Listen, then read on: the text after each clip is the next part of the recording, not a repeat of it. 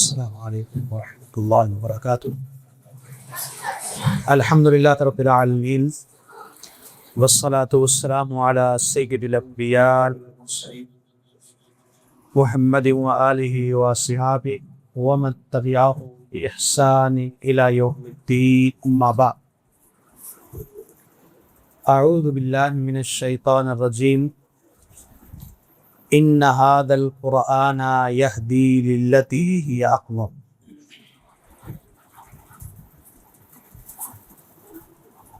ہماری یہ بڑی خوش قسمتی ہے کہ اللہ تعالی نے اس امت کو اپنے کلام سے سرفراز کیا ہے۔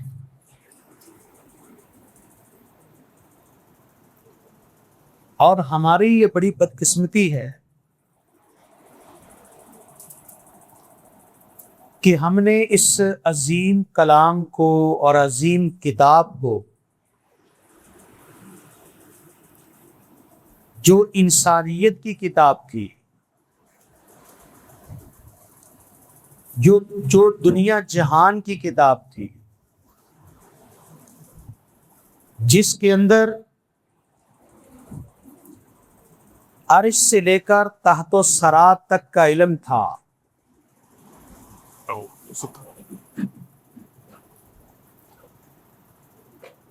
وہ کتاب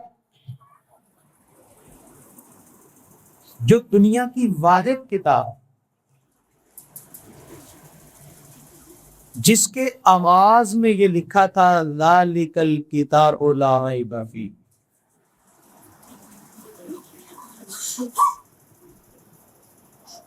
جو انسان کو زندگی سکھانے کا ہے۔ آج ساری دنیا کے سائنسدان مل کر انسان کے بنیادی سوالوں کا جواب نہیں دے سکتے کہ انسان کہاں سے آیا ہے، کیوں آیا ہے، کب تک رہے گا، اور مرنے کے بعد یہ کہاں چلا جاتا ہے، اور آگے چل کے اس کے ساتھ کیا ہوتا ہے۔ ساری سائنس کی کتاب میں بنیادی سوالوں سے خالی ہے۔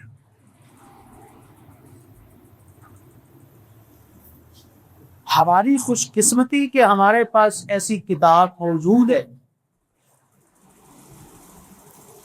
جو انسان کے تمام مسائل حل کرتی ہے، انسان کے تمام سوالوں کا جواب دیتی، جس کے اندر اتھینٹک علم ہے۔ قرآن کہتا ہے ان ھذا القرآن یہدی للتی ہی اقوم۔ قرآن وہ بات کرتا ہے جو سب سے اتھینٹک بات ہوتی ہے، لیکن ہمارے لیے افسوس یہ ہے کہ ہم نے اس عظیم کتاب کی قدر نہیں کی۔ ہم نے اس کو ایک مذہبی کتاب بنا دیا، ہم نے اس کو مسجد تک محدود کر دیا، ہم نے اس کو چومنے اور چاٹنے پر لگا دیا۔ یہ تو زندگی کے مسائل حل کرنے والی تھی، ہم نے اس کو مردوں پر پڑھنے کے لیے لگا دیا۔ یہ تو زندگی دینے والی تھی، ہم نے مردوں کی روحیں جلدی نکالنے کے لیے اس کو استعمال کرنا شروع کر دیا۔ یہ تو سینوں کی بیماریاں حل کر دی تھی، جبکہ ہم نے اس کو دھوکے باز پیروں کے حوالے کر دیا۔ کوئی ایک سائنسدان چھوٹی سی دوائی، چھوٹا سا انجیکشن، ایک گولی تیار کر لے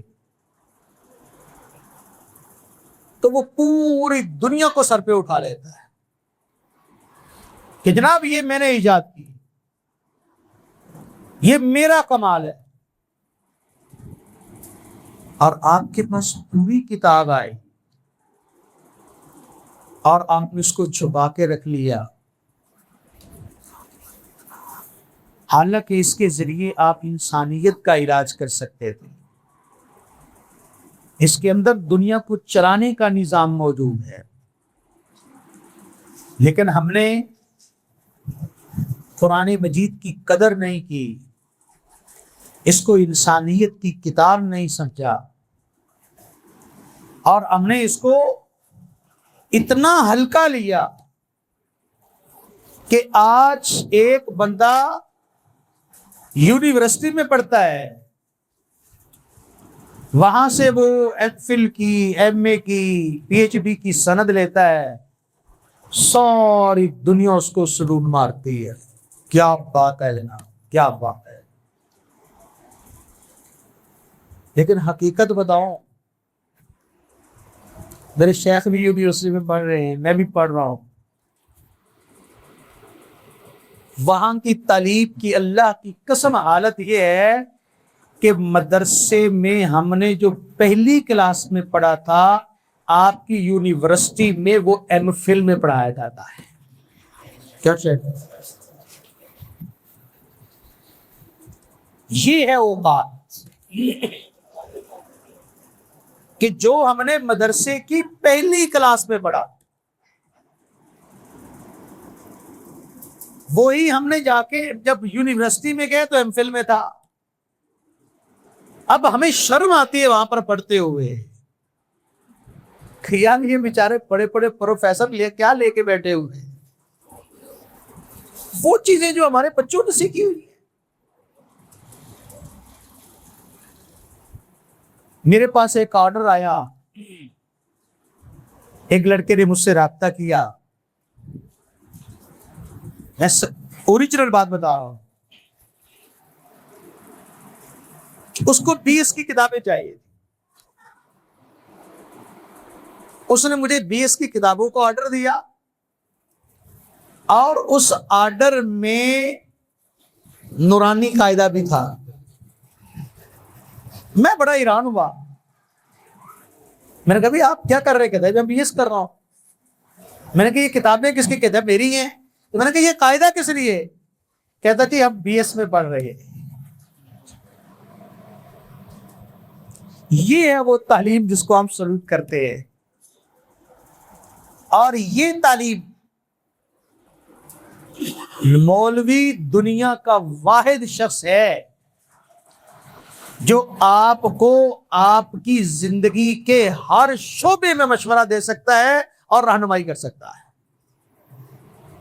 باقی دنیا کا کوئی شخص نہیں۔ یہ علم آپ کی زندگی کے ہر شعبے پر محیط ہے۔ یہ نہیں ہے کہ لوگ اس کو کس نظر سے دیکھتے ہیں،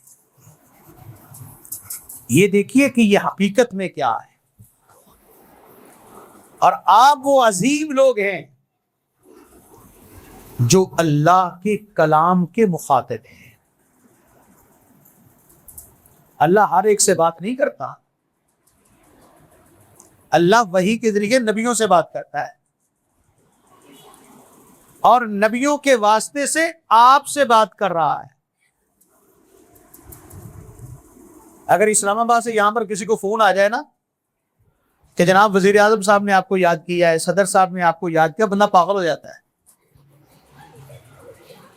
اور یہ خالق کائنات آپ سے ہم کرا ہے، آپ کو اہمیت کا ہی پتہ نہیں کہ آپ کتنے عظیم لوگ ہیں۔ دنیا کیا کہتی ہے اس سے ہمیں غرض نہیں، بات یہ ہے کہ جس رب کی زمین پر ہم رہ رہے وہ کیا کہتا ہے، جو اس کی اہمیت کو جانتا ہے وہ کیا کہتا ہے۔ سائنسدان ایک چیز ایجاد کرتے ہیں، دوائی ایجاد کرتے ہیں، گولی، ایک ٹیکا ایجاد کرتے ہیں، ٹھیک 3 سال کے بعد اعلان کر رہی ہوتی ہے دنیا کہ نہیں نہیں نہیں یہ نہیں کھانا، یہ تمہارے لیے نقصان دہ ہے۔ اور قرآن وہ ہے ان ھذا القرآن یہدی للتی ہی اقوم، جو سب سے اتھینٹک بات، آخری بات۔ مولانا مودودی رحمہ اللہ نے ایک بڑی خوبصورت بات لکھی ہے تفسیر کی ترجمے میں، مقدمے میں۔ وہ کہتے ہیں قرآن مجید سے علم سیکھنے کا یہ طریقہ نہیں ہے کہ قرآن پڑھو اور اس کو پڑھنا شروع کر دو، یہ نہیں ہے طریقہ۔ اور اسی وجہ سے ہم قرآن کی اہمیت کو نہیں جان رہے کہ یہ بات کہاں کی کر رہا ہے۔ کہتے ہیں طریقہ یہ ہے کہ آپ کسی بھی فن میں جو سیکھنا چاہتے ہیں، قرآن مجید سے جو رہنمائی لینا چاہتے ہیں، اس کے بارے میں دنیا جہان کی کتابیں پڑھیں۔ جب آپ دنیا کی ساری کتابیں پڑھ لینا، پھر قرآن کو کھولیں، پھر قرآن آپ کی رہنمائی کرے گا، پھر آپ کو پتا چلے گا کہ یہ کس لیول اور کس درجے کی رہنمائی کرتا ہے۔ اب مثال کے طور پر ایم اے کی، ایم فل کی کتاب، پی ایچ ڈی کی کتاب آپ پہلی کلاس کے بچے کو دے دو، اس کو کیا سمجھ آئے گی؟ تو قرآن کے ساتھ بھی ہمارا رویہ یہی ہے کہ ہم نے اس کو چھوٹے درجے میں رکھا ہوا ہے، اس لیے اس کی جو رہنمائی ہے، جو لیول ہے، اس تک ہم پہنچ نہیں رہے۔ میں آپ کے سامنے ایسے واقعات ذکر کروں تو ٹائم بڑا بڑھ جائے، ٹائم اوپر ہو گیا ہے، کہ سائنسدان نے اپنی پوری زندگی لگا دی ایک چیز کی تحقیق میں، ایک چیز کی تحقیق، زندگی کھپا دی انہوں نے۔ اور زندگیاں کھپا کے جب ایک چیز کی تحقیق انہوں نے مکمل کی تو پتہ یہ چلا کہ یہ بات تو قرآن نے 1400 سال پہلے ایک آیت کے ذریعے سمجھا دی تھی، ایک آیت کے ذریعے۔ تو اس لیے عزیزو، یہ مت دیکھو کہ لوگ کیا کہتے ہیں، یہ دیکھو کہ آپ کے مالک کی نظر میں آپ کی کیا ویلیو ہے، اس کے ہاں آپ کی حیثیت کیا ہے، اور یہ قرآن آپ کو جو رہنمائی دیتا ہے وہ کہاں تک آپ کو لے جاتی ہے۔ تو آپ، یہ بچے بھی بڑے عظیم ہیں اور یہ والدین بھی بڑے عظیم ہیں جنہوں نے اپنے بچوں کو اس لائن پر لگایا ہے۔ اور یہ میرے بھائی حمد الرب صاحب بھی بڑے عظیم کہ جنہوں نے یہ تصور لوگوں کو دیا ہے کہ مدرسوں میں صرف یتیم بچے نہیں پڑھتے، غریب نہیں پڑھتے، یہ عظیم لوگ پڑھتے ہیں۔ یہ بڑا عظیم تصور ہے۔ ہم نے جو یہ تصور بنا لیا نا کہ یہ مدرسے میں پڑھانا اور پڑھنا یہ غریب لوگوں کا کام ہے، یہ یتیم بچوں کا، جن کے گھر میں روٹی نہیں پکتی وہ چھوڑ جاتے ہیں، یہ ایسا تصور نہیں ہے۔ واللہ یہ عظیم لوگ ہیں، یہ دوسرا بھی پڑھ سکتے تھے، اس میں شاید یہ بہت آگے نکل جاتے، آپ کی نظر میں بڑی ویلیو ہوتی، کیونکہ آج کل آپ نمبروں پر چلتے ہیں، لیکن قرآن میں نمبر نہیں ہوتے، یہاں پر تو پڑھنا ہوتا ہے، یہاں پر تو سیکھنا ہوتا ہے، یہاں یہ تو عمل کی دنیا ہے، یہ تو اخلاق کی دنیا ہے، یہ کردار کی دنیا ہے۔ یہ قرآن کردار سکھاتا ہے اور اعمال سنوارتا ہے، یہ نمبر نہیں دیتا، اور یہاں پر دنیا بھی نمبر نہیں دیتی، اس کے نمبر اللہ کے ہاں ہوتے ہیں۔ تو اس لیے قرآن مجید حفظ کرنا ہر مسلمان بچے کا حق ہے، ہر مسلمان بچے کا حق ہے۔ یہ حق دو بچوں کو، اس کے بعد اس کو زندگی کی جس شعبے میں لے کے جانا چاہتے ہیں آپ لے جائیں، لیکن یہ حق ہر بچے کو دے کہ اس کے سینے میں اللہ کا قرآن۔ صرف ایک بات کرتا ہوں، بات ختم کرتا ہوں۔ مسلمان ایک وقت تھا ترقی یافتہ تھے، دنیا کا 75% مسلمان ایک حکومت کے تابع تھا۔ جانتے ہیں وہ دور کون سا تھا؟ وہ دور وہ تھا کہ بادشاہ کا بیٹا جوان ہوا، اس کو بیٹے کی شادی کی فکر ہوئی، بادشاہ نے شہر میں اعلان کیا کہ میں اپنے بیٹے کے لیے بہو چاہتا ہوں، بیوی چاہتا ہوں، بیٹے کے لیے بہو لانا چاہتا ہوں۔ تو ایسے کریں جس آدمی کی بیٹی جوان ہو اور اس نے قرآن حفظ کر لیا ہو، وہ اپنے باہر پرچھتی پر دیا جلا دے، تاکہ ہم ان گھروں میں انتخاب کر لیں گے، ہم ان سے رشتہ لیں گے جن کی بیٹی نے قرآن حفظ کیا ہو۔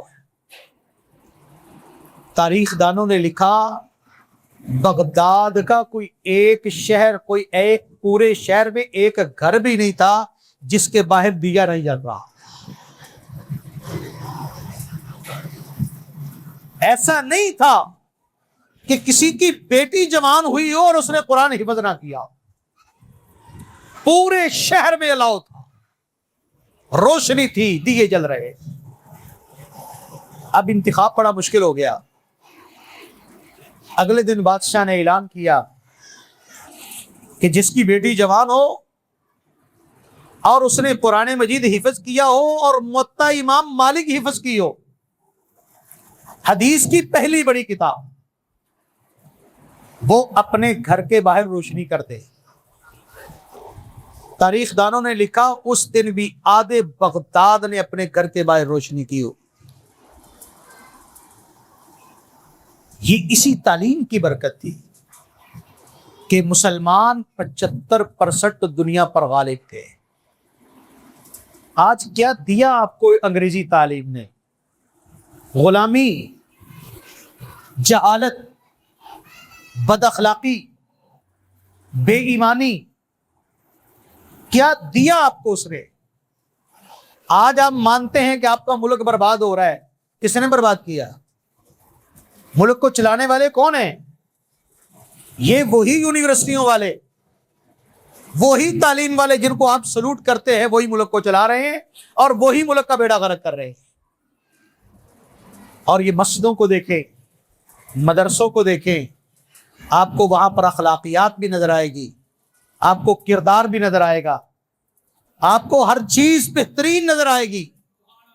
تو اس لیے عزیزو، آئیے اس تعلیم کی طرف خود بھی آئیے، اپنے بچوں کو لے کر آئیے اور یہ بچوں کو حق دیجئے کہ ہر مسلمان کا بچہ پہلے قرآن حفظ کرے گا اور اس کے بعد وہ دوسرے لائن میں جائے گا، اور پھر دیکھنا کہ قرآن کی برکت سے آپ کے بچے، ان کی دنیا کس طرح سنورتی ہے، اور اس دین کی اور اس تعلیم کی برکت سے آپ کا بڑھاپا کتنا خوبصورت گزرتا ہے۔ اور پھر قیامت کی تو بات ہی کیا ہے کہ جب آپ کا بیٹا آپ کے لیے جنت کا دروازہ کھول رہا ہوگا۔ السلام علیکم ورحمۃ اللہ وبرکاتہ۔ لا الہ الا اللہ وحدہ لا شریک لہ لہ الملک ولہ الحمد وہو علی کل شیء قدیر۔ لا الہ الا اللہ وحدہ لا شریک لہ لہ الملک ولہ الحمد وہو علی کل شیء قدیر۔ اللہم صل علی محمد وعلی آل محمد کما صلیت علی ابراہیم وعلی آل ابراہیم انک حمید مجید۔ اللہم بارک علی محمد وعلی آل محمد کما بارکت علی ابراہیم وعلی آل ابراہیم انک حمید مجید۔ یا قاضی الحاجات اقض حاجاتنا وحاجات المسلمین، یا قاضی الحاجات اقض حاجاتنا وحاجات المسلمین۔ ربنا لا تزغ قلوبنا بعد إذ هديتنا وهب لنا من لدنك رحمة إنك أنت الوهاب۔ ربنا لا تزغ قلوبنا بعد إذ هديتنا وهب لنا من لدنك رحمة إنك أنت الوهاب۔ اللہ ہمارے بچوں نے جنہوں نے حفظ کیا ہے ان کو کامیاب حافظ بنا دے، اللہ ان کے سینوں کو قرآن مجید سے منور کر دے اور ان کی منزلوں کو پختہ کر دے، ان کو قرآن مجید کے ساتھ جوڑ دے، اللہ پوری زندگی کے لیے جوڑ دے۔ اللہ ان کو قرآن مجید پر عمل کرنے کی توفیق عطا فرما، ان کو سمجھنے کی توفیق عطا فرما، اور اللہ ہم سب کو اس لائن کا راہی بنا دے۔ میرے وہ بچے جو قرآن مجید حفظ کر رہے ہیں، اللہ ان کے لیے سہولت پیدا فرما دے، اللہ ان کے سینوں کو قرآن مجید کی تعلیم اور نور سے منور کر دے، اور ان کے والدین کو جنہوں نے یہ محنت کی ہے، جنہوں نے یہ کوشش کی ہے، وہ مائیں جو صبح صبح اٹھ کے ناشتہ بنا کر ان کو بھیجتی ہیں، وہ باپ جو چھوڑ کے جاتے ہیں، لے کے جاتے ہیں، جو محنت کرتے ہیں، جو ٹائم نکالتے ہیں، اللہ ان سب کے عملوں کو قبول فرما، اللہ ان کے عملوں کو قبول فرما، اللہ ان کے عملوں کو دنیا میں بھی قابل قدر بنا دے اور آخرت میں بھی قابل قدر بنا دے۔ اللہ ہم ان کو کچھ نہیں دے سکتے، ہم صرف ان کو پڑھا سکتے ہیں، ان کے لیے انتظام کر سکتے ہیں، اور میرے وہ بھائی، وہ بزرگ جو اس انتظام میں شریک ہیں، میرے بھائی عبد الرب صاحب جو اس انتظام کو دیکھ رہے ہیں، اور ہمارے وہ بزرگ، ہمارے وہ کرم فرما جو اس انتظام میں تعاون کرتے ہیں، اللہ ان کے لیے بھی اس کو صدقہ جاریہ بنا دے۔ اللہ اس ادارے کو قیامت تک قائم اور دائم رکھ، اللہ اس کو ترقی عطا فرما، اللہ اس کو ترقی عطا فرما، اللہ اس کو اس علاقے کے لیے بہار بنا دے، اللہ اس علاقے کی خزاں اس سے ختم ہو جائے، اللہ ہر گھر سے قرآن مجید کا حافظ ہو، اور اللہ ہر گھر میں قرآن مجید کا عالم ہو۔ اللہ ہمارے یہ دنیاوی تعلیم کی وجہ سے ہمارے اوپر جو نکبت طاری ہو چکی ہے، جو اللہ ہمارے اس غلط تعلیم کی وجہ سے ہمارے ملک پر جو قحط چھایا ہوا ہے، یہ قحط الرجال کا جو دور آیا ہوا ہے، اللہ اس کو دور فرما دے، اللہ لوگوں کو قرآن کی طرف موڑ دے، اللہ قرآن کو ہمارے سینے میں محفوظ فرما دے، اللہ اس کی برکتیں دنیا میں بھی ہمیں عطا فرما، قبر میں بھی ہمارا ساتھی بنا دے، اور حشر میں بھی ہمارا ساتھی بنا دے۔ اللہ تیرے نبی نے فرمایا تھا کہ جو قرآن کو اپنا امام بنا لیتا ہے، قرآن اس کو پکڑ کے جنت میں لے جائے گا۔ اللہ ہمیں بھی اس کو اپنا امام بنانے کی توفیق عطا فرما، اللہ ہمیں قرآن مجید کے ساتھ تعلق ہمارا جوڑ دے کہ یہ کل قیامت کے دن ہماری سفارش کر رہا ہو۔ اللہ ہمیں ایسا بنا دے کہ ہمارے حق میں قرآن سفارش کر رہا ہو، اور اس کی سفارش تو قبول کر رہا ہو۔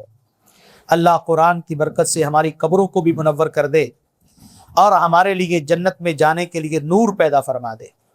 اللہ قرآن کے ساتھ ہمارا تعلق جوڑ دے، اور اللہ ہر وہ چیز جو قرآن سے تعلق توڑنے والی ہے اس سے ہمیں جدا کر دے، ہمیں محفوظ فرما دے۔ ربنا آتنا فی الدنیا حسنہ وفی الآخرۃ حسنۃ وقنا عذاب النار، وصلی اللہ تعالی علی خیر خلقہ محمد وآلہ وصحبہ اجمعین برحمتک یا ارحم الراحمین۔